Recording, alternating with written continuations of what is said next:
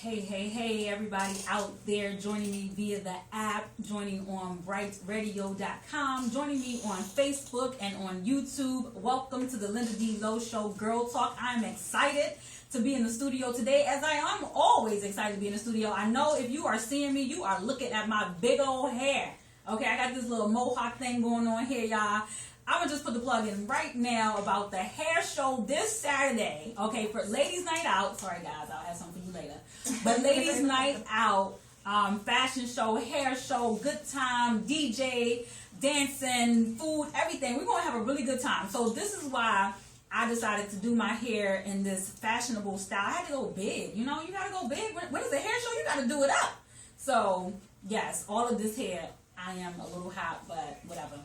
So today's show is the real deal of marriage, wife edition. Singles, I know a lot of times we think that we're ready to get married and we don't know anything about marriage. We think, oh, you know, well, my husband, he's going to do this and he's going to do that and he's always going to do this for me. But, you know, it doesn't always turn out to be that easy.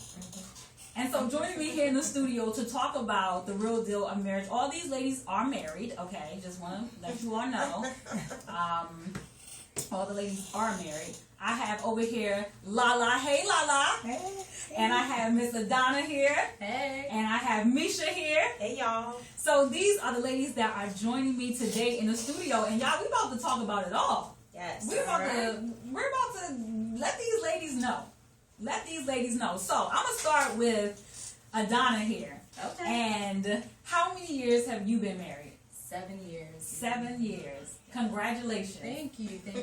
I didn't know if we could make it, but really. So tell us about that experience. Let us know about, in a brief, I guess, synopsis of what your 7 years have been like. Well, the first year was rough. It was hard, but how so? How, like? Well, you know, because you're used to being by yourself, okay, in a sense. You know, you're not living with the person, so as you now have to cohabitate and learn each other and each other's idiosyncrasies, you're like, oh, I didn't know that you didn't like this. Oh, or I didn't realize you did this. So it was tough, you know, being less selfish. But as the years have gone by, you know, we've grown to know each other better, and it's just been fun. It's been light and easy, and it's just gotten better. So okay, it gets better, y'all. Don't worry. Like wine? Yes, I like wine. So Lala, we going over to Lala. Tell us, how long have you been married? It has only been 8 months. Only been 8 months. Fresh. So newlywed. Yes. Yes. So tell us about your 8-month experience. So far, so good. Okay. It still feels like we're dating. Yes, it's been very light, but we're learning. We're learning each other. The give and take.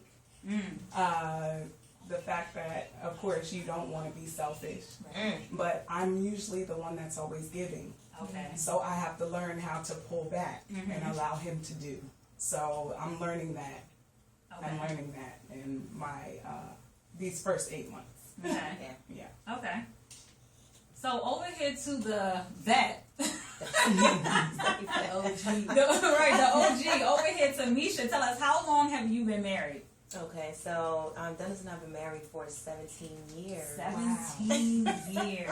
It's a long time. A very long time. But it still feels extremely fresh. It feels great. And God has been good. You know, we have 3 children. You know, they say if you make it to 7 years, then you'll make it through. But we had our breakthrough at 8 years. Okay. So, you know, for the first couple of years, we struggled with, my husband's a great communicator. Growing up, I never knew how to communicate growing up, so that wasn't always an issue for us. But I had to check myself into counseling every now and then just to help our marriage to continue to grow healthy, you know. So it's had its ups and downs. I do know that my husband and I are more in love now than we've ever been before. And we started dating. We started dating again a lot more frequently. And our kids are older now, so we get to leave them. So we get to run off. We get to run off and just frolic like little lovesick teenagers.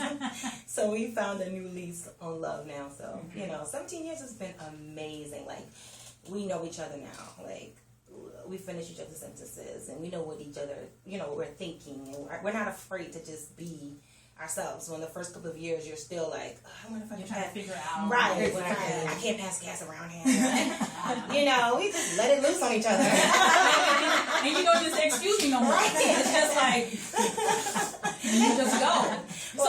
So I heard you say something in terms of you had to check yourself into counseling. Yes. So that takes me to the next question in terms of, what are you doing to be a better wife? Because sometimes people can think, going into a relationship, people can think that, oh, I'm already great. Right. So this person needs to change. I thought I was everything when I first got married. I mean, I was really slim too, and I took that for granted. But everything was in the right place, and I felt extremely cute. And my husband did spoil me. Like, when we dated, he spoiled me. Like, whatever I wanted, he gave it to me. And when we got married, he kind of like snatched it back. And I'm just like, well, you used to be. He's like, babe, you right. Mm-hmm. He's like, it's not. You gotta compromise. And I was just like, well, I didn't have to compromise before. And he's like, okay, now. So we basically worked together, and we weren't afraid to like call each other out. One pact we made was we wouldn't speak down to each other or be aggressive with each other, because your tone of voice, just certain things just didn't fly with us. And so we were very transparent and very verbal with how we would discuss our issues and how we would communicate. And so we respected them. And I believe it's in the, okay, babe, your tone. You come at me like that, I'm going to be defensive. So you back me in the corner, I'm going to come at you crazy, and that's not going to get us anywhere. But so we're able to like check each other, and your tone, babe, your tone, or honey, he still called me honey when he's mad at me. Which is really, but in a different tone. Right. But it still was just, just a way to let me know, okay, we're going to get through this, and we're going to work it out. So just accepting, being accountable to, your faults, and understanding that if he says that this is an issue that I have with you, not to say, well, just because I don't agree with you doesn't mean that it's not valid. His feelings are valid. So just understanding that, okay, I'm in this relationship to do my part, and he has to do his part. So as long as he's doing his part, then I can do my part. Mm-hmm. And so many times he would like humble me in my situations, like, that's not Christ-like, and I'm like, oh my gosh. So that's just in communication, right. Definitely number one in a happy, successful marriage. Right. So Adana, going off of the question again in terms of, how can you be the best wife that you can be? What are some things that you learned about yourself while being married that you didn't know before, that you thought was perfectly okay about you? I learned that I was selfish. Yeah. Okay. That was the main thing. I learned that it was really about me a lot of the times. Mm-hmm. And then also that even though I didn't realize that I was being selfish, it still affected him. Yeah. So that was a big learning curve. And then learning how to communicate, because I thought I communicated fine. Right. But apparently I didn't. Revelation. which caused a little bit of strife. But, we've grown, we've worked through it. We've learned how to listen, actively listen, not just be like, okay, right, yeah. To respond or yeah. to ignore. You're thinking about, okay, well, you said this, so I'm going to respond to that, and you're not even paying attention to what he's actually trying to say. So just learning how to navigate disagreements instead of making them arguments. That was the main thing. So. And so, Lala, with the whole communication thing, because I know that for any relationship, whether it's a friendship, parent-child, a sibling, communication is key, period. Boss, employee is so important. What is your communication style, and what is his communication style? Do you know it? You learning it? Well, for me, I am very vocal. I like to, when I'm upset, I like to get it out in the open, be done with it, and move on. And after that, I'm literally done. Like, we don't have to talk about it. No, I'm good. Everything's light for me, I'm good.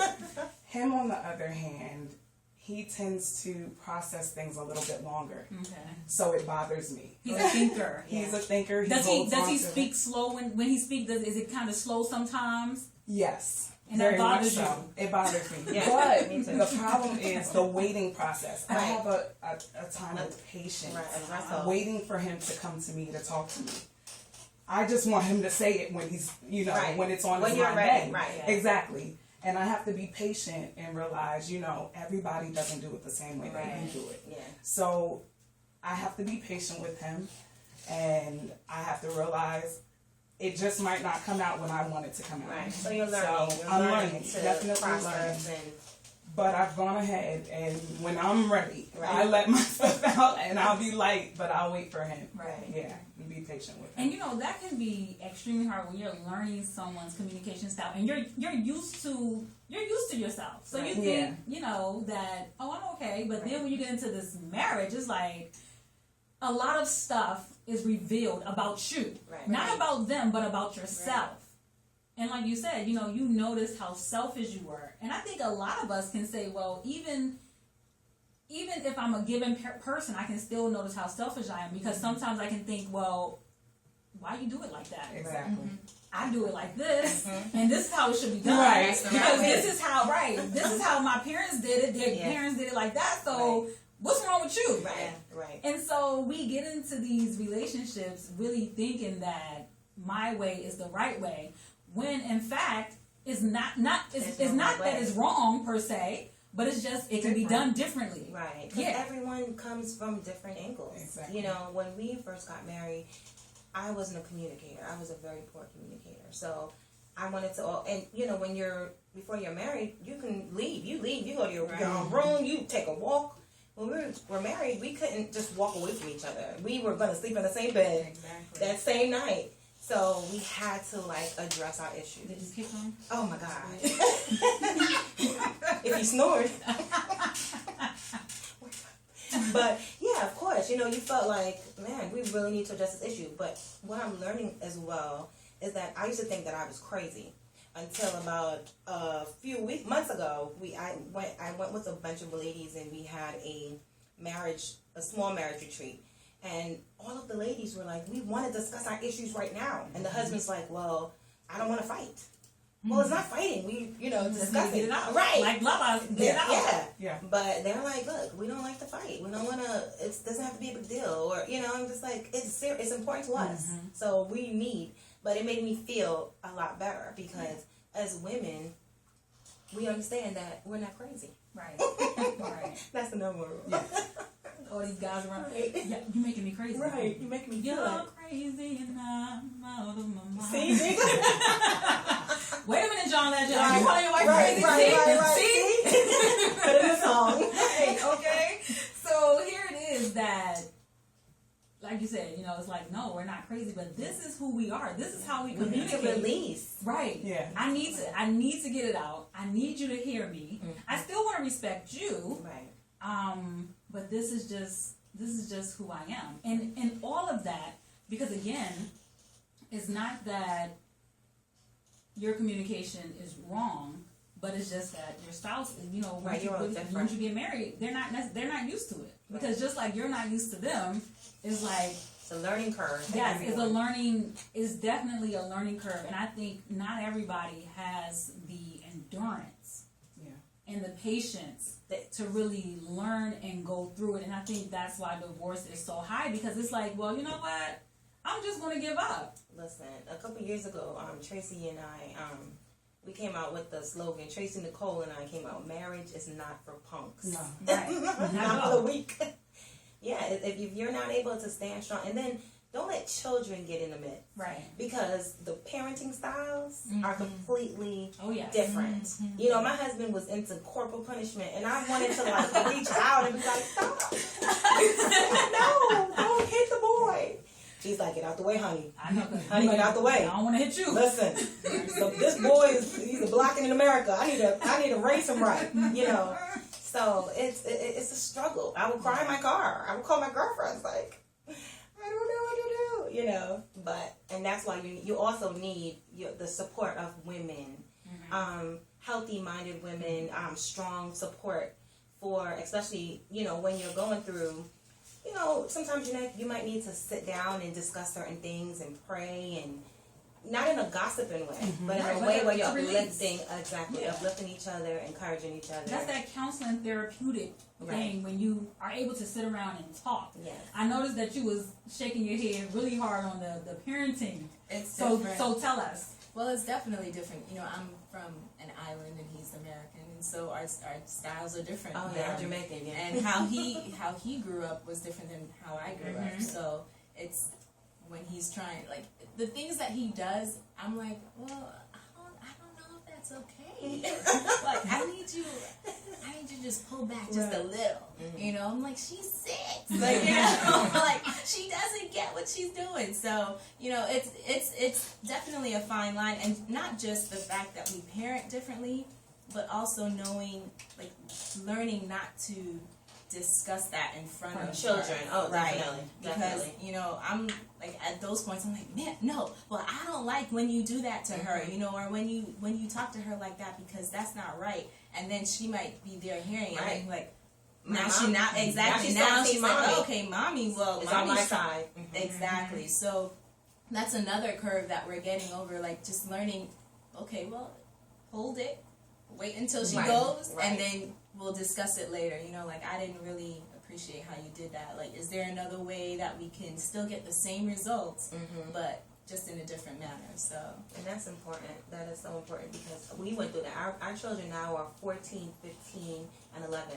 And there was a time when our boys were constantly just acting up, just in trouble. I mean, getting kicked off the school bus and just different little situations. And, you know, I wanted to deal with it a certain way. My husband's like, no, this is not how you deal with it. But one thing we did decide to do is not to argue in front of the children. That to let them know always that we are a team. If anything, it's us against you guys. Right. You're not going to break us apart, you know. And so our children, you know, they're not even used to us arguing in front of them, or, you know, they know that, look, I'm going to have to talk to my mom, and I'm going to have to talk to my dad, but there's not mommy's on my team, dad's on my team. No, we are a team first, and, you know, they have to respect that. I'm still working on it. It's a process. Again, you'll learn. Yeah, it's a process. Because that's another reason where homes become divided, because the husband and the wife allows the children to come in between, and it's like, no, well, if mommy's on my side or if daddy's on my side, then I'm going to side with them. And we all know that kids will play the parents. They're smart. Children are smart. They're going to play the parents against each other, period, because they're trying to get their way. Right, they're trying to get their way. So it's only natural that, okay, well, as a child, if I want to go to the party, then I'm gonna go ask the parent who I know will be like, what did your other parents say? Right. You know, or my children come to me and they'll say, Mom, can you ask Dad? Because they'll know, what did your dad say? And they'll say, well, what did your mom say? And they'll know, well, so I asked them, I said, why do you always ask me? Your dad is there. Why are you calling me to ask me? I'm like, he likes you. He likes you. You have favor with Dad. You know, and so they know. You can't come with me and say, well, Dad said, because you know that I'm going to communicate with Dad. Dad, did you say? Right. You know, just to back it up. So, yeah, you can't fool us any longer. I mean, they tried when they were little and they were so cute, but I'm on to you guys. And you let them do it? Yes. But I had to learn. You fell for the bait. I did. They're cute. They're little, they're cute. It's hard to watch them get a spanking or get time out or something. Yeah. But you know, at the end of the day, you realize that Dad does know what he's saying. And I do give my husband a lot of props. You know, I tell him, well, I did fight against you a lot earlier, but, you know, I know you know what you're doing. And so I would validate him a lot, which, you know, especially in those hard times when I had to step back and humble myself, because I realized, okay, they did need that time out, or they needed that punishment, you know, which sometimes as moms, we get so, what's the word, nurturing? Or, I don't know. Yeah, Linda, stop. Linda's different. Linda is the what is it, the iron sword, the iron sword where, you know, Daniel's. I have a parenting style exactly like my father. And I think all of my siblings have a parenting style exactly like my father. And not like mom, not Teresa? No, not like my mother at all. She barely spanks. No, at all. She be like tap. And that's Misha. She be tapping her. I be like, what is that going to too. Yes, You better go beat that test. But dad is gonna handle it. Okay, yeah. This gonna come in and be like, whoop. I be like, I'm leaving. I stay in my lane. So Lala, tell us, what are some of the things that, being a newlywed, that you had to compromise on, or that you and your husband had to say, okay, you know what, our families did it like this, but let us do it like this. That's a good question.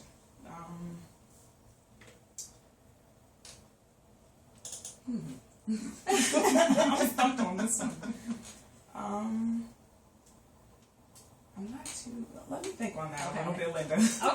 Okay. So what are some of the things that you feel like you had to compromise, or that you and your husband had to say, okay, again, our families did it like this, but we're going to create a new something? I mean, just the sense of what a marriage is for both of our families were not really that great examples. Like, they weren't really that great of an example for us. So we had to purpose in ourselves to be like, all right, well, we're not going to be separated or divorced. Like, we're married. We became married for a reason, and so we're going to work this thing out. So because both of us, you know, my mom and my dad are separated, you know, and his mom and his dad are divorced. So it just wasn't an option. Mm-hmm. So we're looking at our families like, okay, this is what we're not going to do. Mm-hmm. So in terms of compromising, you know, it's give and take all around in this marriage, but that was the main thing that we were focused on. Like, we're not getting divorced, we're not doing the separated thing. Like, we're married, we're going to talk about it, we're going to work it out, and we're going to keep it moving. So when you all get in your heated arguments, because, you know, we take these, well, not we, the vows are the vows are taken at a time, I would say, the better time of your life. You're in love, Right. infatuated, you're sexually driven. Oh, yes. Everything is there. It's like the perfect moment, and it's like, babe, until the day I die, boy, I don't care what happens. I'm always going to be down. And then later on, when babe do something crazy, and you get up in your feelings, because we can get up in our feelings, y'all, and then we be like, do you remember your vows in those moments? Or why did I marry you? Like, Yeah. Right. in the first place. What comes to your mind? Do you remember the sweet, oh my goodness, the crying? No. You, No. No. I'm in the moment and I'm upset. I don't remember the vows in the moment of being upset, but, you know, I feel like at the end of the day, we decided that God was our foundation. And so even if we may fall, we still have that foundation to fall back Right. on. A lot of the times I think marriages break up because they don't have a sturdy foundation. So when they fall, it's like, all right, well, peace, I'm out. Right. But God being our foundation, we have that set in place. So even if I'm upset, I have to bring it back to, all right, well, it's not just me and you in this marriage, it's me, you, and God. So, Adana, what do you need to take from this? What are you doing wrong? Let's address that first, and then we can go to Anthony. As opposed to being like, well, Anthony, you did this, you are doing this. Pointing the finger. Exactly. And that helps. When you come with a humble spirit, it helps so much. It helps kind of diffuse the situation. Right. So, and it takes time to get there. it does. Because you want to be defensive. You want to defend yourself as right. Right, You're your yes. own warrior. Like, Yes. no, I'm going to do it like this. No, you came at me like this. So now I'm coming at you. And it can be difficult, especially the longer you wait to get married. Right. It can be difficult to humble yourself and to be able to say, you know what, I'm wrong. You wanted to Yeah, jump in? I was gonna say, like you said in the beginning, you go in thinking you're perfect, and the other person needs to change. And so, in heated times like that, it's easy to point the finger. Well, you did this, you did that. But like Adana said, you try to sit back and assess for yourself. Right. That's the best thing that you can do, and see what you can take from it. And know that no matter what, you can't change what the other person's feelings are. You can accept what they are, you can hear what they are, and try to move forward from that. But you can't change how they feel. And understand what they are. Yeah. Because I think sometimes we don't seek to really understand, or we don't put ourselves in other people's shoes. Because again, that's selfishness, because we want to point the finger.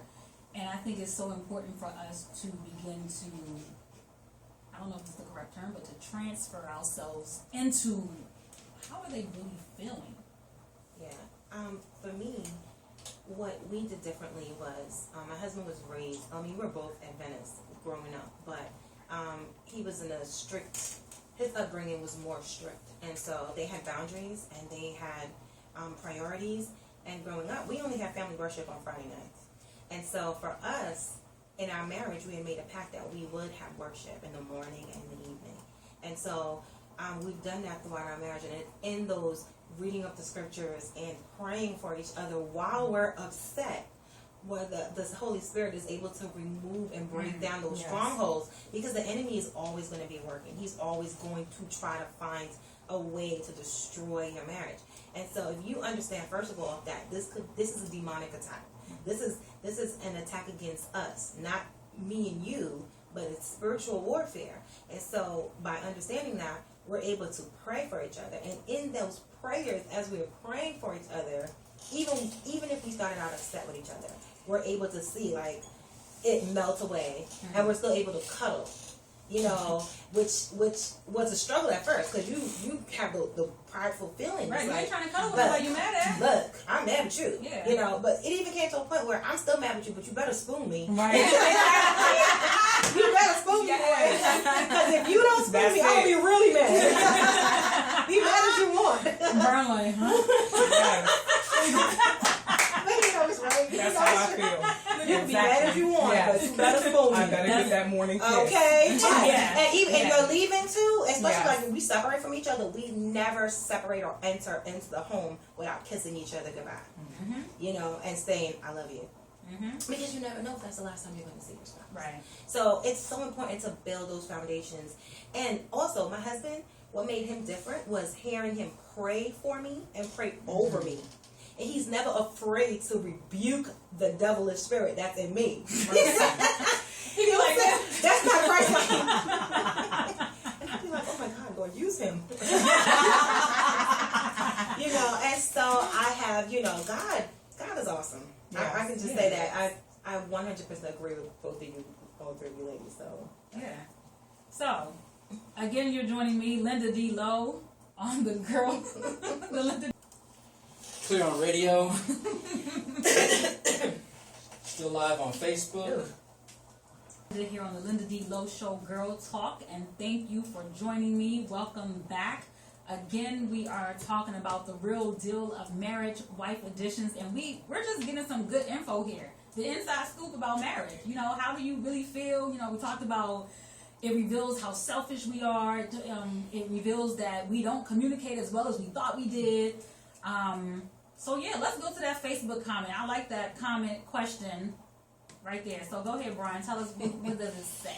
Okay, this is from Anthony, Okay. and he says, first of all, The husband of Donna. oh, we can say that. I wasn't sure. So, all right. I mean, So we'll say this. We'll say this. Filmmaker extraordinaire, Anthony Right. Hackers. yes. He has said, first of all, tell that sexy thing in the white shirt, cool guy, said, hey. Secondly, he says, I want to know if any of the women have any regrets from their wedding day. And did they allow their husbands any say in anything? Thanks, So- Anthony. Yes, thank you, Anthony. Let's start with Lala, because your wedding day is so fresh in your mind. You probably don't remember. It's such a blur party. Oh no, I remember it. Actually, there were no regrets. The funny thing is, it really did not go as planned. And I feel like a lot of people say that day never goes as planned. But it was perfect for us. There were malfunctions. There were all sorts of things. But the day ended up being just perfect. It was supposed to rain. It didn't rain. Wow. Actually, it did rain. It rained right after. Wow. showers right and after, blessing. yeah, right after our ceremony. But like you said, it sometimes is a little bit of a blur. But when I think about it, I mean, the sunset was there. I mean, it was perfect. What he had to say, it was just perfect for us. Did you allow him to help in the planning? I wanted him to help more. I'm very relaxed, really laid back. So I wanted his input a lot more than what actually did occur. But at the end of the day, because we had a destination wedding, the package was so simple. I could just pick and choose and pretty much be done with it. He said what he needed to say or what he would like to have put into it. But besides that, I mean, I wanted his input. He gave me what he thought. I actually made him in charge of the music. So I was just like, hey, that's your thing. Handle your business. I don't care what you choose. Have at it. So actually, the music selection was a mystery to me on that day, and from what I heard, it was great. So, big up Vince. Go ahead. All right, now you hear that shout out? Go ahead. And I think of it like this. You know, I want to be as simple as possible. Yes. If I decide to get married, I want it to be as simple as possible. And I mean, when I say simple, I mean, dear future husband, house, or we're going to the Justice of Peace. I'm going with my white t-shirt, with my ripped jeans, and yeah. Because I'm like, I don't know if I want to have all of, and as simple as the simplest wedding can be, it still can be a little stressful. Yeah. I know some husbands that want the big shebang. Yeah, I knew of one husband, and he was still trying to make Dear sure. future husband, please. I don't know if I can. That might be your first fight. I'm just like, I don't know if I want a guest list, food, drinks, renting somewhere, and even because I even thought about, okay, well, if I ever get married, maybe a destination Is perfect. But I'm like, I don't know. But you might.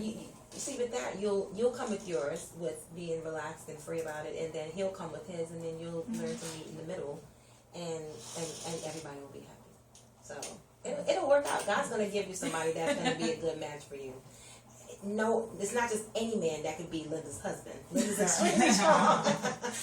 So it'll take a special man that knows the soft side and the sweet side, and also the strength of Linda. So he's out there. He'll be coming around soon. Praying about it. So Donna, for you, how was that wedding day? Because I guarantee you, the majority of America, they invest more into the wedding day than into the marriage. Not me.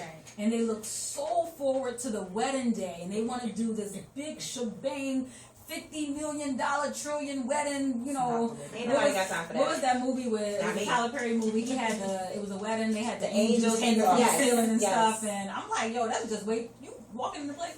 Right. Don't fall on me. Right. And you're looking like, yo, it's just too much. And again, so many people invest so much money, so much time, energy into the wedding day, but they forget about the marriage. And it's like, okay. 10 years later, they're still paying a debt. And they divorce. That's the crazy. They divorce, they still paying on the wedding. It's like, wait a minute, hold on. Each other.